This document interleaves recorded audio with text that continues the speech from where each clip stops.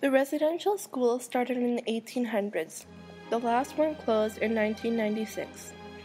Schools were established to teach Aboriginal kids to be more like white kids. The kids were not allowed to speak their own language or they would get strapped or get a severe punishment. The boys got the most beatings. If the students broke a rule, they got whacked. The kids had to live at the school. The children were taken from their homes and basically kidnapped. They were not intending to be mean to the children, but they wanted to adapt to the society because it was changing so much. They wanted to adapt to the society because they thought the kids would not fit in.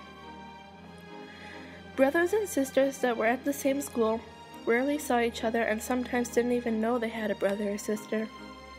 Brothers and sisters were not allowed to speak to each other.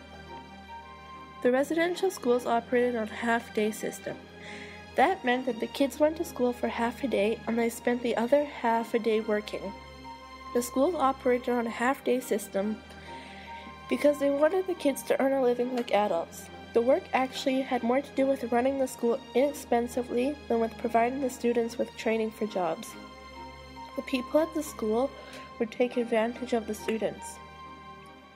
The kids at the residential schools died at a much higher rate than they did in their village. For most people, residential schools were a horrible experience. The evening recreation was limited and bedtimes were very early. There were a lot of children who didn't know one word of English, so they got beaten a lot. Most First Nations cultures wore their hair long. However, upon the arrival at residential schools, those that would have long hair immediately got their hair cut short.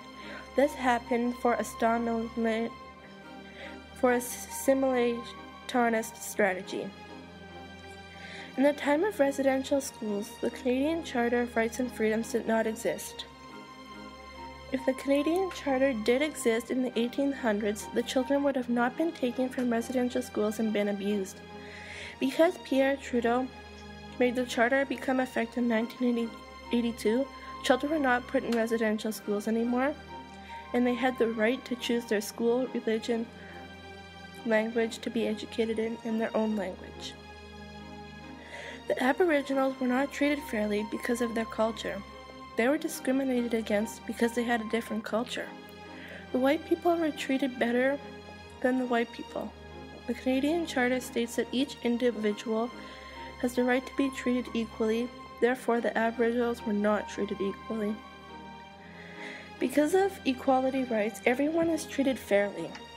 If equality rights existed in the time of the residential schools, Aboriginal children would have been treated fairly, and they would have not been taken to residential schools to adapt to the society.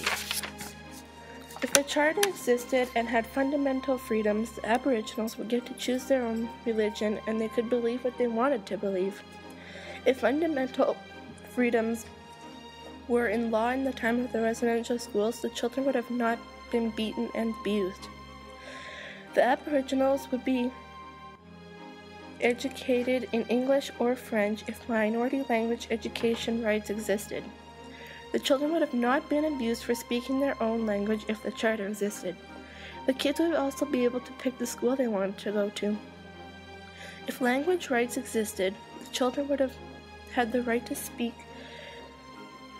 English or French. The Aboriginal children would not have to speak English in schools. They would be able to speak French if they wanted to.